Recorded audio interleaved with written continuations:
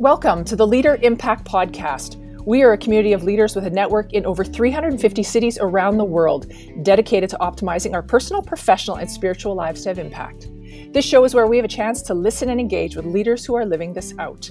We love talking with leaders, so if you have any questions, comments, or suggestions to make this show even better, please let us know. The best way to stay connected in Canada is through our newsletter at leaderimpact.ca or on social at LeaderImpact.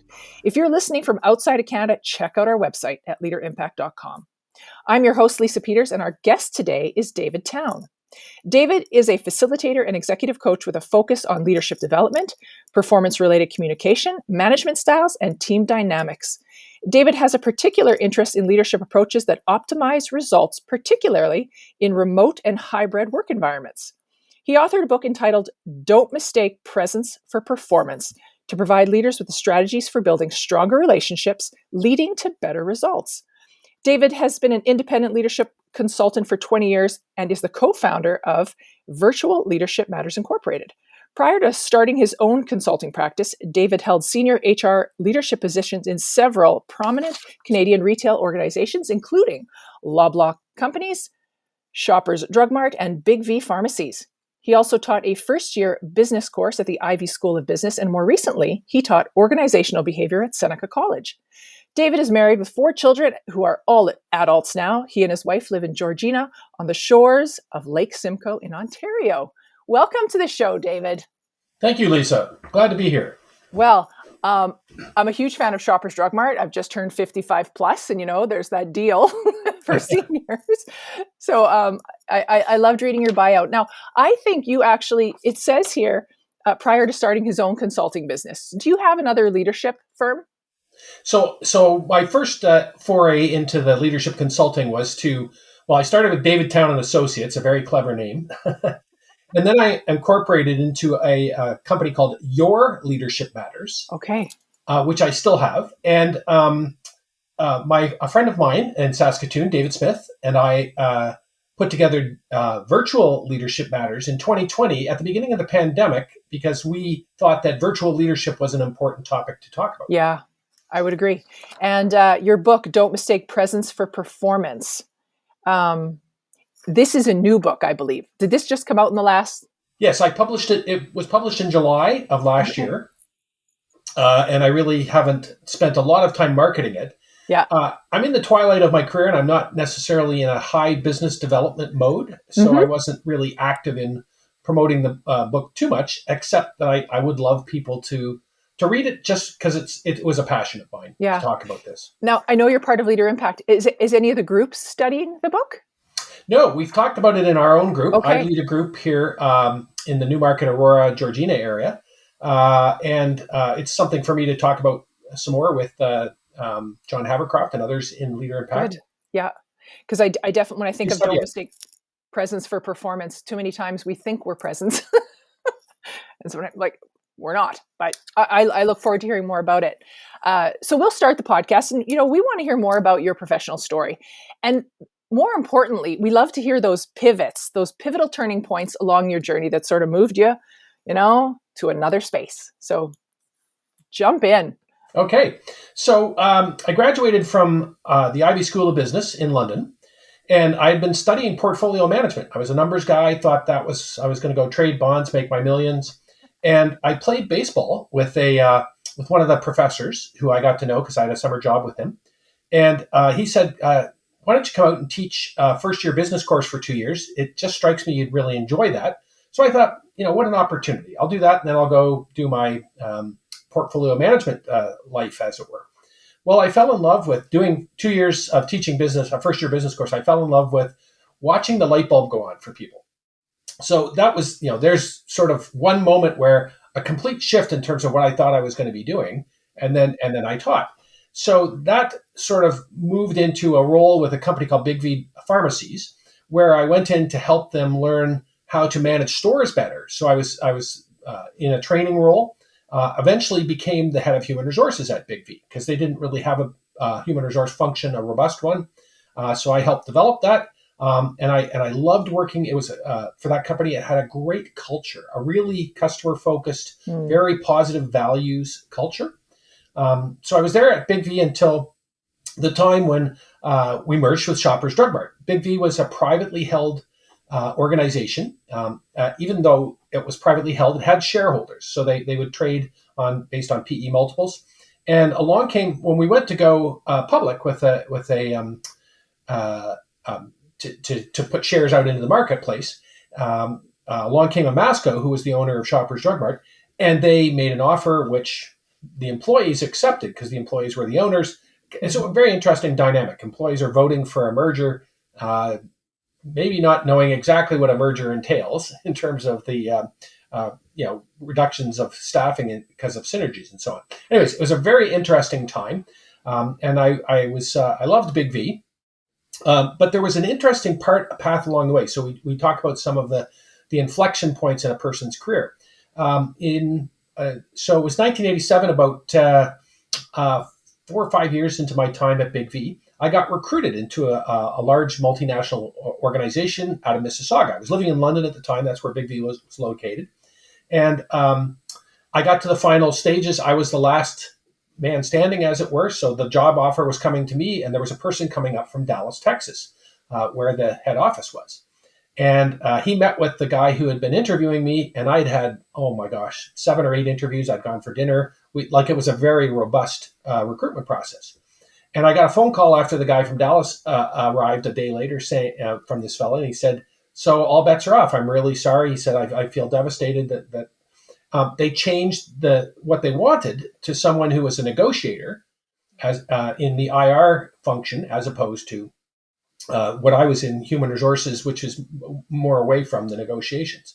So all of this is to say that what happened was within 6 months, the company went through, as a part of their merger process, a shedding of a whole bunch of layers of management and employees, of which I would have been one of them if I had joined that organization. Mm-hmm. And the housing prices in Mississauga took a drop because shortly after the interview didn't work, housing went down the drain. So I would have moved, bought a house. It would have been worth less than that, and I would have been out of a job. Mm-hmm. And it was the first time that I sort of thought, gee, I wonder if I have an angel on my shoulder, as it were. Sort of, my faith was not strong enough at the time to really recognize what was going on. But, looking back, I'm absolutely sure that God was playing a role in my life. I thought that was really interesting. So fast forward, I'm with Shoppers Drug Mart for 2 years during the merger, enjoying my time back and forth. Having said that, I get recruited again, and I move to Loblaws companies in Toronto. And I grew up in Mississauga, so it was kind of a getting back home. My wife was from Mississauga as well. We both knew each other in high school and university. And so get back to Loblaws companies and have some great opportunities at Loblaws. My career is growing, but I find myself focusing more and more on the next big promotion, a bigger salary. I get busier and busier. I'm leaving the house at 6 o'clock in the morning. I'm getting home at 8 o'clock at night. We have 4 young children. Looking back, it was pretty hard on my wife, frankly, leaving her sort of holding the bag. And along the way, we have this conversation. It was in early 2005, my wife and I, and she said, "You should go to Alpha." And I'm going, "What is Alpha?" And she says, "It's this program from Nicky Gumbel in the Anglican Church. We attend an Anglican church." And she said, "I think you'd really enjoy it. And maybe, you'd see some things." She wasn't telling me specifically what I was going to see, but she kind of knew what I might find out. Well, I go to Alpha and I realize, so my stated values, as we get questioned in Alpha, and my calendar don't match. So I'm saying I'm a family guy. I'm really devoted to this and this and this. And my calendar says, yeah, not as much as you think you are, Dave. Yeah. So that was the beginning of a real reflection time for me. That was early in 2005. I signed up for a mission trip. And my daughter was on the trip, so I was going to be one of the adults that goes along with the kids. It was in Mexico. And down there, I met some incredible people, incredible leaders with great stories. And I came back with a determination to really invest more in my faith. And so I actually, for the first time, I think in my life, literally sat down and prayed deliberately, speaking in a prayer format and said, I need to make better choices, and I need your help in doing that. Well, don't you figure within 3 months or 3 weeks, pardon me, I'm part of a reorganization and my job is taken away. So I get reorged. And it was on a Friday morning, which was a cardinal sin in my mind for a human resources person to ever terminate someone's employment on a Friday, because people just spin over the weekend. I mean, it's really a terrible thing to do. But I had a lot of reflection. I had a conversation with my kids. One of my children actually said, I think I can tear up all the checks you sent while I'm in university, so that it won't hurt you financially. And literally, I cried when I heard that. Like, she's got her priorities in order better than I do. So that's when I made the observation that I think this was an answer to my prayer. It wasn't what I was thinking of when I asked for that. And so I said, I need to reformat my leadership strategy, where I'm going in my life. And so I abandoned the idea of going back into a large corporation. And I thought, I want to go into private practice and do leadership development, and specifically more in the area of character. Because I think leadership and character is really important. And I think we can observe in the world that, there's a lot of absence of character in many leadership scenarios that we are seeing in today's world. So that was early 2006 that I really started down this path of leadership development. I wound up getting a coaching designation. And ironically, so within about 3 weeks of losing my job, that was in September of 2005, a friend called me up just out of the blue, and he says, I'm doing this networking, and I'm in this group of men who meet in the morning to talk about faith. It's a very safe environment, and I was thinking about you, and I'm going, why was he think like, oh my goodness, this is like the planets are aligning. And so I started attending a group. That was in 2005. In 2008, I stepped away from that group to start a group in my own community in Aurora, because the other group was in Markham, and we've had great leadership discussions. So my leadership journey has been really augmented and fruitfully added to from the conversations I have in these morning meetings. Yeah, I love that. When you first you didn't get the job, you didn't buy the house, you didn't the Mississauga, and you, at that point you're like, does God have something to do with this? Are you looking out for me? But I don't know if you were really strong in your faith, because you talk about the mission trip. That's when you maybe found more faith. Would I be right there? Or absolutely, yeah. And interestingly enough, our church was doing a program where in the summer, once each summer, they'd ask one parishioner to share a faith story. Mm-hmm. And so the priest at our church knew that I had lost my job and knew my sort of reflections on that, asked me to speak the following summer.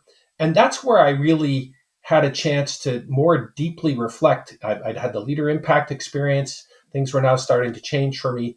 And I think the way I would articulate it is that I went from knowing about God and thinking that my role was to sort of, do a lot of good things, collect air miles to heaven, as I used to call it. And I went from knowing about God to knowing God. And it's just one word, and it's a dramatic shift in your mindset. So for me, it was profound, and it's impacted how I look at leadership. It impacted the thoughts I had writing the book that I wrote. It impacts how I coach. Yeah, I love that. Collect air miles to heaven. It's a good one. I totally wrote that down. I'm stealing it. That's okay. Yeah. So we want to talk a little bit about a principle of success. If you have one, what is it? And a story that illustrates it. So a principle of success for me is to be who you are, be who you are meant to be, and act with integrity. So I think I found out more about my integrity when I left the corporate world and started out on my own. And you'd meet with people and you'd get very authentic feedback about how people saw you. And fortunately, I felt strongly, my father was a tremendous role model for this. I'd always acted with integrity. And that was the reputation I had built. And for me, that has meant everything. Because, and I use an analogy of a tube of toothpaste. I mean, once you squeeze the toothpaste is out. So integrity is not something to be dealt with lightly, because if you squeeze the tube and you lose it, you can't put it back in a big fat hurry. Yeah. So that for me is really important. Yeah. What would you say if there's people listening and they're thinking, maybe their integrity, they just haven't been the upstanding citizen.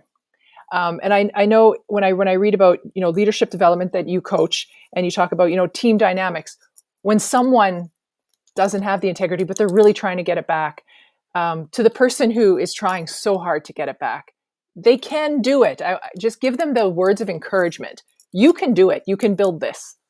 Absolutely. I couldn't agree more. You can do this.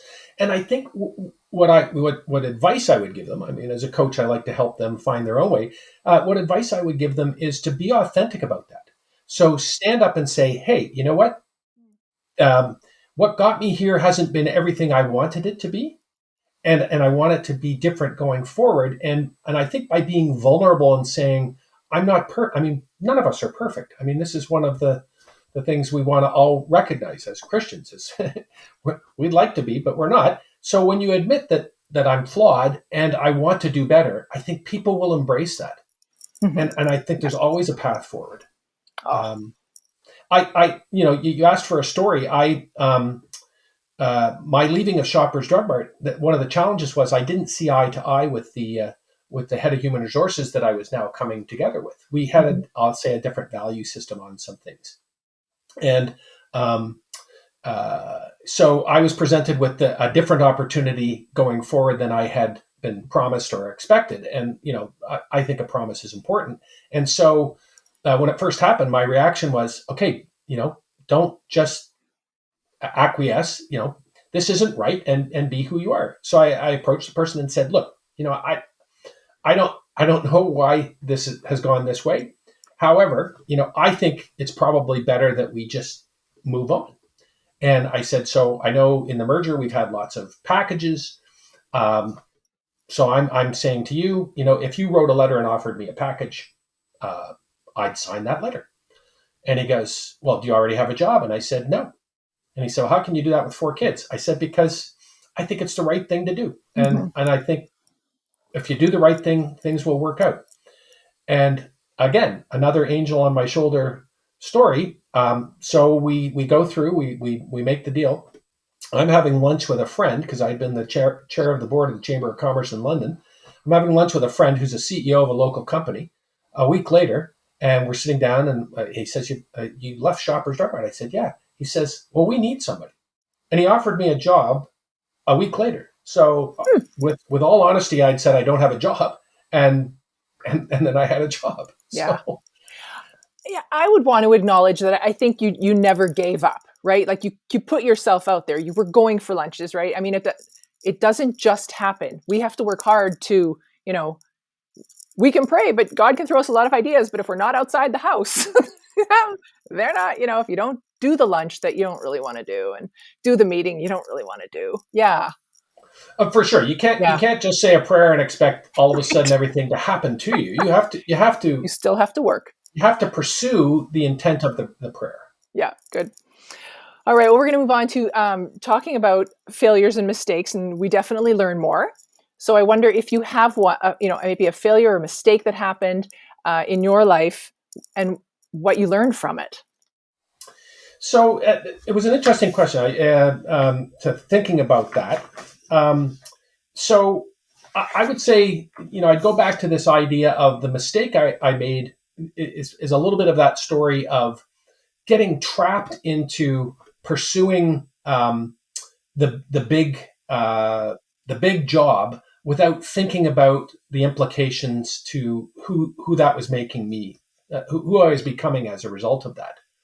And it was interesting because as I say, I feel like I'd acted with integrity. Having said that, a good friend of mine said, partway through, about 6 months before that change in role, they had said, Dave, it feels like you're a little different. Like your things are more intense. You're more short. In the words like abrupt, and it just doesn't feel like you. What do you think? And I was a little bit dismissive of that. And I think the mistake is I wasn't self-monitoring, and asking myself, what's really important? So in many respects, that was the biggest mistake. And then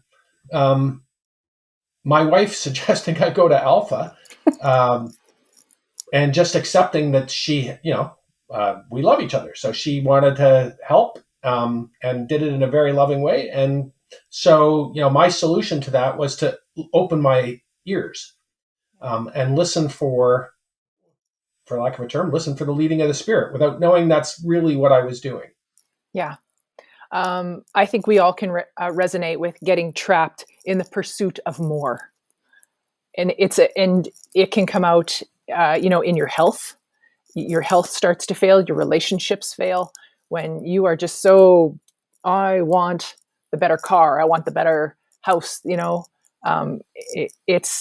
happens. And your health, I met with someone today and it was a health issue. The health is just starting to decline. So I think your story resonates. Yeah, and interestingly enough, I remember going to the reunion of my business class, and of course, it was always a bit competitive in the business school, and it was about the 25th reunion in shortly, like 2006, the fall of 2006, so about a year after I'd made these changes. And I remember meeting people, and a couple of people were asking, "How's your family? And they were talking about their definition of success was not how big is your job and what's your income. Their definition of success was very different. And I started going, wow. And they were really happy. And there were some people there who you could tell they were still in that, like the gerbil in the spinning wheel. And if that's what they wanted, that's not for me to judge. Having said that, I was starting to see a different interpretation of what wealth meant in many respects. There's nothing wrong with money and nothing wrong with the pursuit of money. It's just when it gets out of sorts. Yeah. There's I was going to bring it up on my phone, and I don't want to get this wrong, but there's a study, the longest study at Harvard, and it's about the study of happiness. And it's, 80 some years. And it really is about who you are surrounding yourself with, getting out and meeting people, being in community with people. That's the happiest people. Yeah. So I've read about that. It's incredible. Yeah. It passed from one generation to the next of researchers because it's been so long in going forward. Great study. Yeah. And I think you can, if anyone's listening, you can find it on TED Talks as well. There's the happiness. Yeah. All right. Well, you are part of LeaderImpact, so you know that we want to grow professionally, spiritually, and personally for increasing impact. So I'm wondering if you're willing to share an example of how the spiritual makes a practical difference in your life as a leader. Well, for sure, as I've gotten closer to engaging with Scripture and talking this through in a safe environment with colleagues and friends in leadership, starting to do things like I have the fruits of the Spirit that are in my workspace to remind myself that things like love and joy and peace, kindness, faithfulness, these are all the expectations of us spiritually. And it matches up with, I was working I did some work for a CEO, and he was a really great guy who had huge success in terms of the expectations, but a fantastic relationship builder. And what he shared with me is that soft skills don't mean soft expectations. So from a spiritual standpoint, what I've learned is that you can have high expectations of people. You can be motivated, getting people motivated to drive in a particular direction. Having said that, you always want to have a loving relationship with them, because nobody cares what you know till they know that you care. And And I think it has really brought home that, when I think about reading scripture, for example, I'm thinking about Jesus as a role model for leadership. He wasn't always the easy, he was demanding of his disciples. And he you knew he cared, like, deeply. So it's that, that's really the spiritual side for me, is that you can have both. You can have high expectations and really care. Yeah. When you said you have the fruits of the Spirit in my workplace, do you have words written? Do you have? Yes. Okay. Yep. So the seven fruits of the Spirit, as I know from, I think it's in Galatians, if I'm not mistaken, chapters. Anyways, I don't have it, but they are, the seven are love, joy, peace, forbearance, kindness, faithfulness, gentleness, and self-control. And you have them right in front of you. And I have them right in front of me. And I grew up, there's lots of snow on the roof now, but I grew up as a redhead. And self-control was not one of the attributes that I could point to. I fit all of the stereotypes of a redhead. I was a pretty short, fused guy. And honestly, I remember golfing recently with my son-in-law, who I've known for quite some time. And I told him I had occasion to lose my temper. And he looked at me, he goes, I've never seen you lose your temper ever. Like, I can't believe that. Mm-hmm. So back to this, you can do anything you want if you really want to. Right. Proof you can change. You bet. All right. So at Leader Impact, we are dedicated to leaders having a lasting impact. And so as you continue to move through your own journey, and it sounds amazing, and who knows when the next headhunter is coming after you, David, what do you want your faith legacy to be when you leave this world? That's a great question. I know I had the opportunity to do some work with Paul Henderson. We all know from hockey fame, and Paul would encourage us to think of life verses. And so my legacy, I think, is reflected in a verse, 1 Peter chapter 3, verse 15, and I'm gonna read it here. It's, in your hearts revere Christ as Lord. Always be prepared to give an answer to everyone who asks you to give the reason for the hope that you have, and do this with gentleness and respect. So I would love for people to say, Dave was willing to step up, and you knew that he had a faith, and it was always a conversation that was embedded, where there's gentleness and respect embedded in that. That would be my hope for my legacy. Yeah, that's pretty good. Yeah, that's great. Thank you, Dave, for sharing that. Our last question of the podcast is, what brings you the greatest joy? Gosh, there are many things. So I have 9 grandchildren. Oh. Watching them laugh and have a joy in their life brings me a great deal of joy. Yeah. For sure. That in many ways is number one. But a close second is watching people change in positive ways. So I'll go back to, watching the light bulb go on has always been a lifelong joy for me. And when I'm coaching someone, or I'm having a faith conversation, or I'm talking with someone, and something changes for them in a way that enhances or enriches their life, like, I just feel like, wow. Yeah. I was very privileged to be a part of that. So, I just love watching people feel joy for themselves. Yeah. That's pretty good. David, I want to thank you for joining us for the last half hour. Just listening to your story and listening to your journey is incredible. I think sometimes, and I'm sure this could happen to you, when you're in the moment, it's tough. When you get let go, or when you got to take the package, it's tough in the moment. And, but you look back and go, it was supposed to happen. It happened exactly how it was supposed to happen. I wouldn't be here if I didn't do that. So thank you for sharing your journey. Many people will resonate with the change that you've been through. And so just appreciate it. Thank you for letting me be here. All right. Now, if anyone is listening and they're like, I need to talk to David Town, how can they engage with you? Where can they find you? I am on LinkedIn. So you look up David Town, LinkedIn, and any of the companies I've talked about working for, or the Leadership Matters, I'm sure you'd find me. Awesome. Well, thanks for joining us, David. All right. Well, thank you to everyone for joining us. If you're part of Leader Impact, you can always discuss or share this podcast with your group. And if you're not yet part of Leader Impact and would like to find out more about us and grow your leadership, find our podcast page on our website at leaderimpact.ca and check out our free leadership assessment. You can also check out groups available in Canada at leaderimpact.ca. And if you're listening from anywhere else in the world, check out leaderimpact.com or get in touch with us by email, info@leaderimpact.ca, and we will connect you. And if you like this podcast, please leave us a comment, give us a rating or a review. This will help other global leaders find our podcast. Thank you for engaging with us. And remember, impact starts with you.